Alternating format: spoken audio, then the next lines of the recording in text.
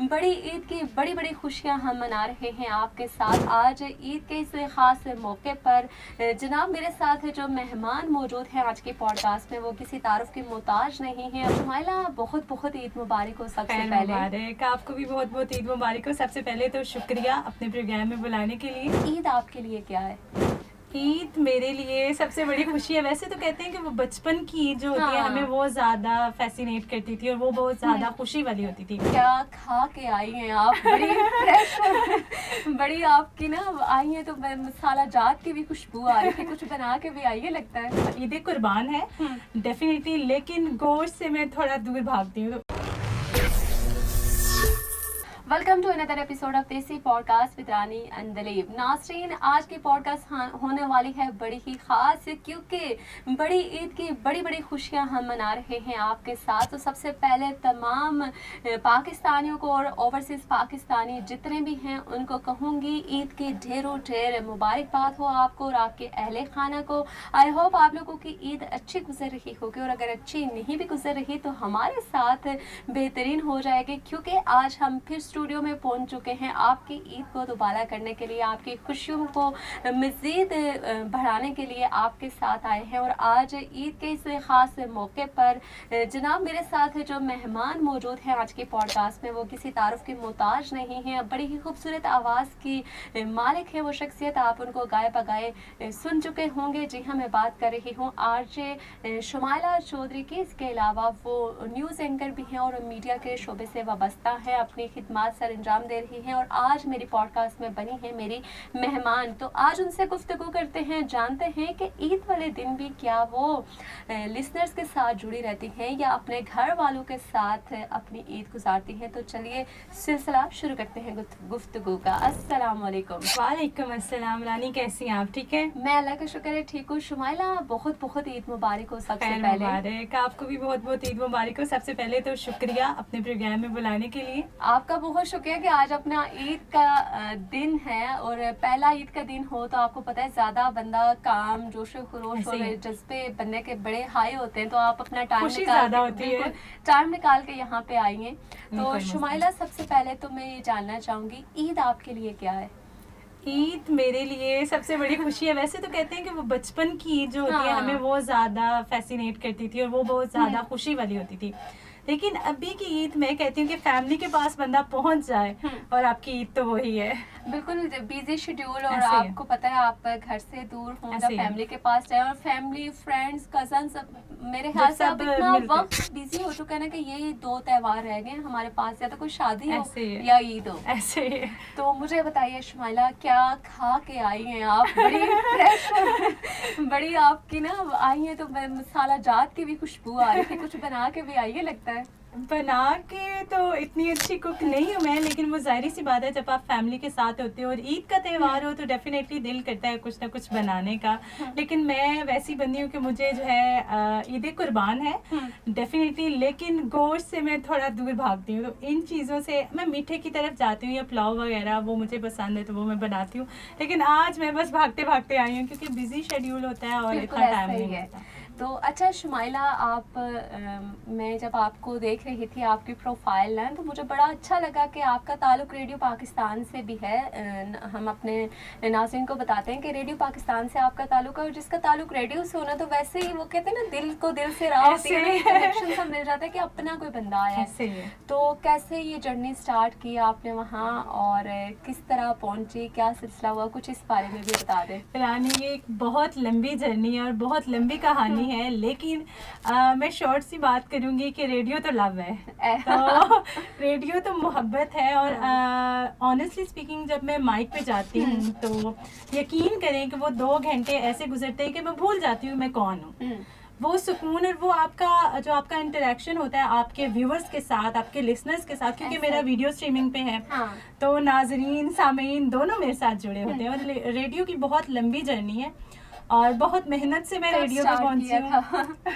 Start आप कह सकती हैं, मुझे तकरीबन यहाँ तक पहुँचने में 3 साल लगे, लेकिन अभी मैं न्यू ही हूँ तकरीबन 6 से 7 महीने मुझे हुए हैं, लेकिन अल्हम्दुलिल्लाह एक अच्छी चीज़, एक अच्छी जर्नी आप कह सकते हैं कि उसका आगाज़ हो चुका है। अच्छा, जो कि ये फील्ड ऐसी है ना, मीडिया के फील्ड में आप बीइंग अ फीमेल, मतलब हम जो एशियन ममालिक हैं वैसे भी कहते हैं कि औरत को सिर्फ टीचर बनना चाहिए या उसको हाउस वाइफ बनना चाहिए, उसको इस फील्ड की तरफ नहीं आना चाहिए। तो जब आपने सोचा तो क्या घर वालों की सपोर्ट थी, क्या प्रॉब्लम फेस आई, क्या हर्डल्स आपको पेश आए, थोड़ा सा शेयर कर दें। देखिए रानी, हर्डल्स तो जब आप कुछ भी चूज़ करते हो ना, तो हर्डल्स तो आपकी आनी ही आनी है, और मेहनत, दो चीज़ें। अब जब आप सोच लेते हो कि आपका ये पैशन है, आपका ये गोल है, ये आपने करना है, तो मेरे ख्याल से आपका पैशन हो, गोल हो, तो कुछ भी नामुमकिन नहीं होता। और डेफिनेटली फैमिली की सपोर्ट पहले नहीं थी और वो एक बहुत बड़ा ट्रॉमा था मेरे लिए। लेकिन फिर मेरी मेरी फैमिली ने ही सपोर्ट किया, तो फिर मैंने इसको आगे लेके चली, क्योंकि अगर फैमिली की सपोर्ट ना हो तो मेरे ख्याल से वो नामुमकिन होता है। मेरे पेरेंट्स, मेरी मदर, मेरे फादर और स्पेशली मेरे भाई, अल्लाह पाक उनको सलामत रखे, हर जगह वो मेरे साथ, मतलब वो खड़े हैं, अभी भी हैं, और उनकी सपोर्ट से मैं आगे चल रही हूँ। अगर उनकी सपोर्ट ना होती तो मेरे ख्याल से ये शुमाइला नाज या ये शुमाइला चौधरी आपको कहीं नजर ना आती। बिल्कुल ऐसा ही होता है, और फैमिली की सपोर्ट बहुत ज़्यादा मैटर करती है। अच्छा शुमाइला, ये तो आपकी रेडियो की जर्नी थी कि कैसे आपने इस फील्ड में इन किया और कैसे आप आई। तो रेडियो से जो टीवी की तरफ आपने सफ़र किया, वो कैसे ख्याल आया, और किस तरह आप एकदम रेडियो प्रेजेंटर से, रेडियो जॉकी से आप न्यूज़ एंकरिंग की तरफ कैसे आई? रानी, मैं आपको बताऊँ, ये एकदम से कुछ नहीं हुआ, ये मेरा बचपन का ख्वाब था। और वो ख्वाब ऐसे ही था कि मैंने सोचा था कि मैंने रेडियो से स्टार्ट करना है और न्यूज़ एंकरिंग की तरफ जाना है, और मैंने खबरें पढ़नी है, और एक होता है आपका गोल। मैं आपको बताऊं कि मैंने यूनिवर्सिटी में एडमिशन लिया था, लेकिन कुछ फैमिली के इशू हुए, मेरी मामा की तबीयत ख़राब हुई थी, तो मुझे वो एडमिशन मेरा वो ख़त्म हो गया, तो मैं उसको कंटिन्यू नहीं। उसके बाद मैंने मास्टर्स किया उर्दू लिटरेचर में, लेकिन मेरा ख्वाब था कि मैंने उसी की तरफ जाना है। इवन कि मैंने अपनी स्टडी उसमें छोड़ के, तो मैंने जर्नलिज्म को छोड़ के मैं चली गई उर्दू लिटरेचर की जानिब, लेकिन वो ख्वाब था। और कुछ मामला जो होते हैं आपके रब ताला की ज़ात पे होते हैं। मैं हमेशा कहती हूँ कि आपका बिलीव इतना स्ट्रॉन्ग होना चाहिए, रास्ते और मंजिल जो है वो आपके सामने आती है और बनते रहते हैं। तो बस इस तरह से मैं आई, और फैमिली की सपोर्ट थी और शौक़ था, और मेहनत, मैं आपको बोलूँ कि मेहनत का कोई नेमुल बदल नहीं है। इतनी मेहनत, आप यकीन करें कि मेरे घर वालों को आवाज़ें आती थी, मैं कमरे में शीशे के सामने पढ़ रही हूँ, मेरा मोबाइल मेरी रिकॉर्डिंग से भरा होता था, कभी मैं न्यूज़ पढ़ रही हूँ, कभी मैं रेडियो की आरजे बनी हुई हूँ। वो पैशन होता है, और अभी भी यकीन करें, मैं कहती हूँ कि आप ज़रूर पैसे नीड है और आपको देखना भी चाहिए, लेकिन आपके पैशन के आगे मेरे ख्याल से कुछ मायने नहीं रखता। लेकिन जब आप फर्दर आगे चलते हैं, चीज़ें मज़ीद बेहतर होती हैं, तो अल्लाह ताला आपको नवाजते भी हैं, और मेहनत का सिला आपको ज़रूर मिलता है। बिल्कुल ऐसी ही बात है। अच्छा शुमाइला, मतलब ये जो आपकी जर्नी है, ये जितना भी अरसा आपने स्ट्रगल किया, मेहनत की, तो आपका कोई ऐसा स्ट्रगल चल रहा है जो आपका कोई ऐसा मोमेंट जिसने आपको बड़ा शौक कर दिया, और वहाँ पे आपने सोचा कि नहीं, अब मैं वापस जा रही हूँ वही पुरानी वाली शुमाइला बनने? ये जानेंगे, लेकिन उससे पहले वक्त हुआ जाता है एक ब्रेक का। ब्रेक के बाद जानते हैं कि शुमाइला की ज़िंदगी में ऐसा कौन सा हर्डल आया। वेलकम बैक नाज़रीन, आप देख रहे हैं देसी पॉडकास्ट विद रानी अंदलीब। बड़ी ईद की बड़ी खुशियां हम मना रहे हैं, और शुमाइला, आपसे सवाल हो रहा था ब्रेक पे जाने से पहले कि ज़िंदगी में कोई ऐसा वक्त आया हो कि आपने बिल्कुल कहा हो कि मैं अब गिव अप कर देती हूँ? देखिए रानी, वक्त सब पे आते हैं, अच्छे भी आते हैं, बुरे भी आते हैं, और मैं आपको बताऊं कि जहां आपको मोटिवेट करने वाले लोग मिलते हैं, वहां आपको डीमोटिवेशन ज़्यादा मिलती है। और बहुत सारे लोग ऐसे आए, लेकिन मैं हमेशा रब ताला की ज़ात का बहुत शुक्र अदा करती हूँ कि मुझे बहुत अच्छे लोग मिले। जहाँ बुरे लोगों से टकराव हुआ, वहाँ बहुत अच्छे बहुत सपोर्टिव लोग मुझे मिले। चाहे मैं रेडियो की बात करूँ, चाहे मैंने डिफरेंट इंटर्नशिप की, वहाँ की बात करूँ, अच्छे बुरे लोग हर जगह होते हैं। और मेरे ख्याल से आपकी कामयाबी में सबसे ज़्यादा हाथ उन लोगों का होता है जो आपको डीमोटिवेट करते हैं, क्योंकि वो जो आपको ताकत मिलती है ना आपको रोने के बाद। और मैं कैंसेरियन हूँ और बहुत ही इमोशनल हूँ। मुझे बिल्कुल आइडिया नहीं था। मैं और शुमाइला हम एक प्रोफेशन में इतने टाइम से, और आई एम आल्सो कैंसेरियन। और कैंसेरियन, और आपको पता है कि कैंसेरियन कितने जज्बाती, कितने मैं कहती हूँ कि लोग डबल फेस होते हैं। मैं जैसी सामने हूँ वैसी हूँ, एक ही चेहरा संभाल सकते हाँ, हैं। अल्हम्दुलिल्लाह। और वो है, लेकिन आपको वैसे लोग डीमोटिवेट जो करते हैं वो आपकी कामयाबी का बहुत बड़ा असासा होते हैं। और मैं उन लोगों को सैल्यूट करती हूँ कि उनकी वजह से आज कुछ बन पाई हो। हम कुछ बन रहे हैं और इंशाल्लाह आगे भी, क्योंकि वो जो आपको पॉइंट मिलता है डीमोटिवेशन वाला, वही आपकी कामयाबी। और मेरे एक बहुत ही सीनियर थे, आरजे थे, और हमारे बहुत ही अच्छे दोस्त वाली थी कि आपने किसको आइडियलाइज तो किया? इमरान अली मानी, अल्लाह पाक उन्हें जन्नत रहमत करे, आमीन बिल्कुल, आमीन। आमीन। और एक बहुत अच्छे इंसान, वो हमेशा कहते थे कि हम उनके स्टूडेंट्स थे, आप ये कह अच्छा, सकते हैं, हम उनके that's फैंस थे। और उन्होंने हमेशा हमें ये बोला कि अपनी जितनी भी आप लोगों की गलतियां हैं उनको पाँव के नीचे रखो और उसके ऊपर खड़े हो जाओ। ऐसा ही है। और आज हम बहुत कुछ उनसे सीखा, और बहुत कुछ मतलब एक लर्निंग प्रोसेस तो सारी ज़िंदगी आपका चलता रहता है। अच्छा शुमाइला, ईद है और ईद के मौके पर हम ज़रा खुशियाँ और मुस्कुराहटें बखेरते हैं, तो आप मुझे ये बताइए कि ईदी देने वाले आप कैटेगरी में आप आती हैं या लेने वाली?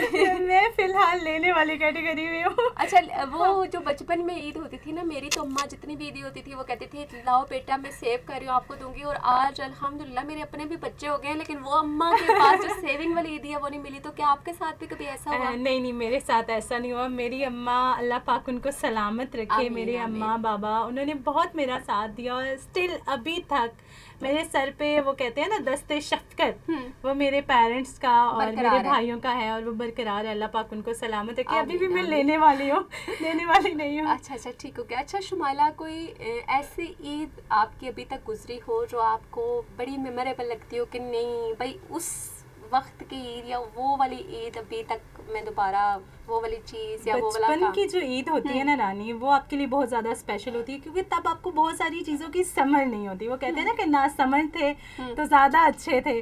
समझदार छोटा होता है बंदा तो उसका दिल करता है कि कब हम बड़े होंगे, लेकिन बड़े होके जो रिस्पॉन्सिबिलिटीज़ और जो चीज़ें होती हैं या दुनिया को उसको टैकल करना, चीज़ें करना, वो बहुत मुश्किल होता है। लेकिन वो बचपन का जो है वो तो कभी भी वापस नहीं आता। अच्छा, ठीक हो गया। अच्छा शुमाइला, कुछ रैपिड फायर आपसे खेलते हैं। आपने एक लफ्ज़ में जो है वो डिस्क्राइब करना है, एक जुमले में जवाब देना है। सहाफ़त आपकी नज़र में क्या है? सहाफ़त सच्चाई, लेकिन ऑल्दो अब वो चीज़ नहीं है। शोहरत, इज़्ज़त, और फैमिली, सब कुछ, ज़िंदगी, सुकून। सुकून आपके लिए क्या है? ज़िंदगी, फैमिली आपका सुकून है। अच्छा, मुश्किल वक्त अगर आपके ऊपर आ जाए, मुश्किल तो कैसे निकलती हैं उससे? मुश्किल वक्त जब भी आता है रब ताला से जुड़ जाना चाहिए, वैसे भी जुड़ जाती हूँ। और सजदा रेज़। ठीक है। अच्छा, तन्हाई या महफिल? तन्हाई। वाई? क्योंकि मैं कहती हूँ कि इंसान जब आइसोलेट होता है तो वो कामयाबी की तरफ रवां दवा होता है। ये तो बात बिल्कुल दुरुस्त है। अच्छा, नए दोस्त या पुराने? पुराने दोस्त। वो अब रेडियो में अक्सर वो एक गाना भी चलता होता है, पुरानी जीन्स और गिटार, बचपन के वो दोस्त और वो यार। दोस्त नए भी अच्छे होते हैं, कोई इसमें मुज़ायका नहीं है, आप नए दोस्त भी बनाएं, लेकिन पुरानों को पीछे छोड़ के ना जाएं। ख्वाब या हकीकत? हकीकत क्या? हकीकत जो है बस उसमें खुश रहें, क्योंकि ख्वाब टूटने के लिए होते हैं और टूट जाते हैं। ख्वाब नहीं देखेंगे तो आगे कैसे बढ़ेंगे? वो है, लेकिन मैं कहती हूँ कि हकीकत में मेरे ख्वाब बहुत ज़्यादा लिमिटेड है। पहले बहुत देखे, मेरी फैमिली, मेरे पेरेंट्स, मेरे भाई। ठीक हो गया। अच्छा शुमाइला, थोड़ा सा ये भी है ना कि अब मैं खुद एक रेडियो पर्सन हूँ ना, तो बहुत से लोग आपको कॉल करते हैं और बड़ी अजीबोगरीब फरमाइशें भी करते हैं ना कि उनको ये होता है कि रेडियो पे काम करने वाला बंदा हरफन मौला है, वो शायर भी है, वो अदीब भी है, वो जी मौसीकार भी है, म्यूजिशियन भी है। तो कभी आपको किसी ऐसे लिसनर ने फरमाइश की हो, कॉलर ने, कि आप गाना सुनाएं?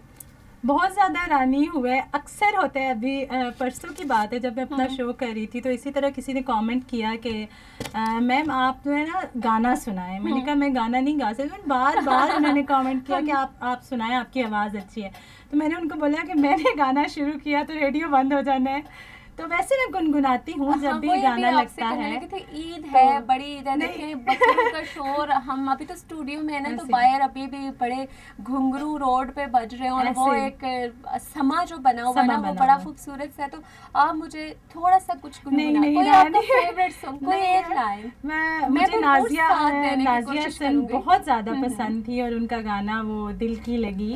कुछ मैं हुआ। अक्सर वो, लेकिन मैं मेरी आवाज़ गाने वाली बिल्कुल नहीं है इसके लिए माजत, क्योंकि बिल्कुल भी मैं गा नहीं सकती। हाँ, बाकी लेकिन आप बीइंग अ रेडियो पर्सन ना, आपको थोड़ी कोशिश करनी चाहिए कि आप गाएं, क्योंकि करती कुछ हूँ। लिसनर्स ना मेरी तरह होते हैं, वो बिल्कुल चिपक जाते हैं, नहीं जी आप सुनाएंगे तो हम अगर कॉल मैं बंद आप करेंगे। अगर रानी मैं अगर कभी गाऊंगी तो मेरा हाँ। ये होता है कि मेरा गाना फुल वॉल्यूम पे होता है और हल्की हल्की सी, मतलब वो थोड़ा गुनगुना सा रही वो, होंगी। हाँ वो थोड़ा सा टच आ जाता है ठीक कि है। अपनी बचत हो जाए। ओके, अच्छा शुमाइला, आप मुझे बताएं, शेरो शायरी से भी आपका लगाव है या नहीं?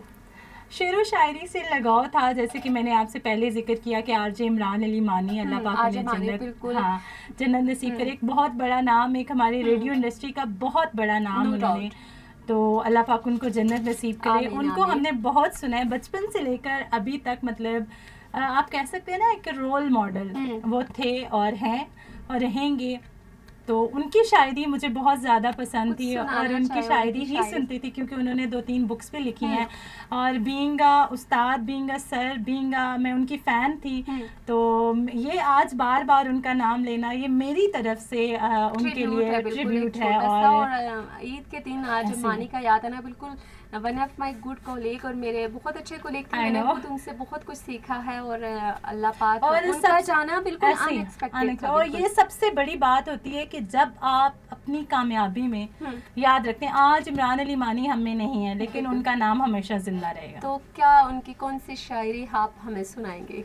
बस में होता तो ऐसी सजा देता, तेरा नाम लिखता लिख कर मिटा देता। और भी बहुत सारी उनकी शायरी है, लेकिन मैं उसका वो तो अदा नहीं कर सकती, क्योंकि उन्होंने बहुत प्यारा पढ़ा है, शायद मैंने आगे पीछे करके पढ़ा है। और जिस स्पीड में पढ़ा है ना, मैं सोचूं कि अभी शेर आएगा, मैं कुछ अदाब करूंगी, कुछ ऐसे कि बोलूंगी। मैं उस मतलब नहीं, लेकिन हम फैन थे और हैं और रहेंगे, और हमेशा उनका नाम जिंदा रहेगा। और बहुत बहुत बड़ा नाम। थोड़ी सी ना आप इसको अगर कुछ थोड़ा सा आप इसको थोड़ा सा अंदाज से, थोड़ा सा मैंने रखाव बोला से ना सुना आपने, अब तो चली गई। बिल्कुल वो स्पीड ऑफ Next लाइट है। से आपने वो किया है। ऐसे ही और है। नो डाउट ये वो मोहब्बत है जो दिल में होती है आपके लिए, और फ्लो में वो चीज़ें, ये वो रिस्पेक्ट है जो हम उन्हें करते हैं और हमेशा करते रहेंगे। बिल्कुल। और शुमाइला, यहाँ पे वक्त हुआ जाता है एक ब्रेक का, क्योंकि हम तो गुफ्तगू में बिजी हो गए, लेकिन हमारे जो कैमरा मैन है ना, वो स्टिल हमें इशारे दे रहे हैं कि मैम आप ब्रेक ले लेने से पहले ऐसे कि ही। कुछ और मिस्टेक हो जाए। चलें पढ़ते हैं ब्रेक की जानिब।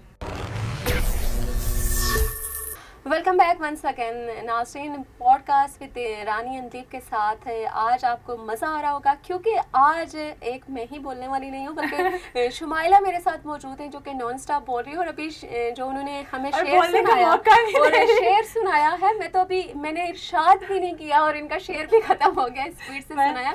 शुमाइला, ये शेर आया था। हाँ वो शेर आया था, ये हाँ, शेर नहीं है, हाँ, बिल्कुल ये ऐसा ही शेर हो गया। अच्छा शुमाइला, कभी खुद लिखने का सोचा है कि मैं भी कुछ शायरी करूं, कुछ पोइट्री करूं? दुखती रग छेड़ दी रानी, मैंने एक नज्म आप कह सकते हैं लिखी थी, और वो बचपन की आप बचपना कह सकते हैं, या मैं सब कुछ आपने बचपन में किया, तो अभी आप क्या कर रहे मतलब हैं? 6-7 क्लास में थी, तो मुझे शौक था, तो बस मैंने वो लिखा था, लेकिन बहुत ही कुछ अजीब लिखा था। तो नेक्स्ट देखते हैं कि आगे फर्दर क्या होता है, आपको और तरक्की दे और आप जाएं। अच्छा शुमाइला, ज़िंदगी है, और ज़िंदगी कहते हैं मोहब्बत के बिना बिल्कुल अधूरी है, और हम मोहब्बत किए बिना रह नहीं सकते, चाहे वो इंसान हो, चाहे कोई चीज़ हो, या कोई कुछ भी हो, एनीथिंग। तो मोहब्बत के बारे में आपका क्या नज़रिया है, और आपके लिए मोहब्बत क्या है? रानी, मेरी नज़र में मोहब्बत जो है ना, वो उसका नज़रिया बहुत वसी है, क्योंकि हम लोगों ने मोहब्बत को एक उस चीज़ तक लिमिटेड कर दिया है कि लड़का और लड़की, बस हमारा कोई कॉन्सेप्ट, फिर बात जज्बा वो आ है ना जाती ये, है, हाँ। हम वहाँ से बाहर निकले ही नहीं। मोहब्बत आपके अच्छे दोस्त भी हैं, मोहब्बत आप अपनी माँ से भी करते हैं, मोहब्बत आप अपने बहन भाइयों से भी मतलब करते हैं। आप वर्ड को कैसे डिफाइन करेंगे? इस वर्ड को मैं इस तरह से डिस्क्राइब करूंगी कि मोहब्बत सिर्फ एक जेंडर पे आप उसको क्विट ख़त्म नहीं कर सकते। मोहब्बत तो बहुत वसी है। आप एक कैट से भी कर सकते हैं। आप मतलब उसको एक चीज़ में आप कैद मत करें। मोहब्बत तो मोहब्बत है, और हमेशा मैं कहती हूँ कि मोहब्बतें बांटें, दूसरों के लिए आसानियाँ करें, दूसरों के लिए राहतें जो है वो करें, आपकी जानिब से दूसरों के लिए रास्ते बने। मोहब्बत, असल मोहब्बत वो है जब आपकी वजह से किसी दूसरे के चेहरे पे मुस्कुराहट आए, हंसी आए, सुकून आए।